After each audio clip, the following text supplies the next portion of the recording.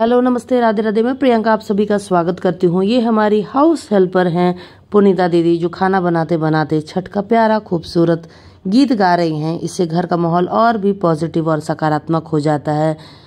मैं आप सभी का स्वागत करती हूँ छठ पूजा के दौरान वाले ब्लॉग में। ये 25 तारीख का ब्लॉग है, जिसमें मैं जा रही हूँ पटना की सड़कों पर। उसकी जगमगाहट, रोशनी, शहर की गलियों, सबके बारे में आपको एक्सप्लोर कराने के लिए। बहुत ही खूबसूरत लगता है इस दौरान का माहौल। चारों तरफ इतनी पॉजिटिविटी और इतनी वाइब्रेंट लाइट्स रहती है। इसीलिए तो कहते हैं छठ पूजा आस्था, विश्वास, श्रद्धा, भक्ति, उमंग और सामाजिक एकता का परिचायक है।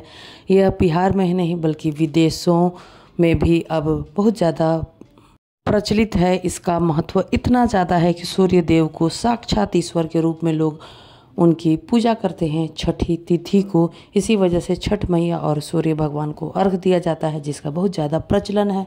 और मैं और मेरी बड़ी दीदी छठ पूजा कर रहे हैं, इसलिए हम निकले थे अपने लिए नई श्रृंगार प्रसाधन का शॉपिंग करने के लिए। इन्हीं के शॉप से करते हैं। इनका मधुर व्यवहार हमेशा ही हमें अपनी तरफ खींच लेता है और बहुत ही अच्छा लगता है।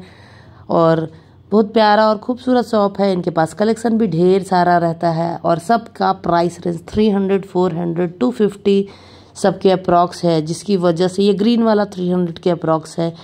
इतना प्यारा लगता है, जिसकी वजह से हम हर बार इन्हीं से लेते हैं। ये सब सामान लेने के बाद आगे बढ़ गए हम कुछ और सामग्री लेने के लिए, जिसमें मिट्टी का चूल्हा, सूप, डलिया, टोकरी, ये सारी दुकानें हैं।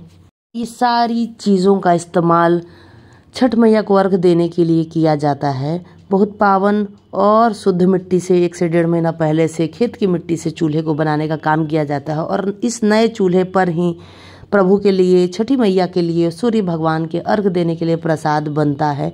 मिट्टी के दिए, अरवा चावल, गन्ना, नारियल, केले, हर एक चीज़ का छठ पूजा में अभिन्न महत्व है। बहुत ही अच्छा महत्व है। पर्व सिर्फ आस्था, भक्ति और उल्लास का पर्व नहीं है, बल्कि ये अर्थव्यवस्था को ठीक करने का भी पर्व है। और खरीदारी करते करते मैं पहुंच गई शिव मंदिर के पास। ये पटना के खाजपुरा का बहुत ही प्यारा खूबसूरत मंदिर है। और इस मंदिर के साथ मेरी कुछ पुरानी यादें भी जुड़ी हुई है, जो मैं आपको कभी आगे बताऊंगी। मैं वहां गई, प्रभु को प्रणाम किया। ये शिव मंदिर है और सावन में यहाँ बहुत ज़्यादा भीड़ रहती है।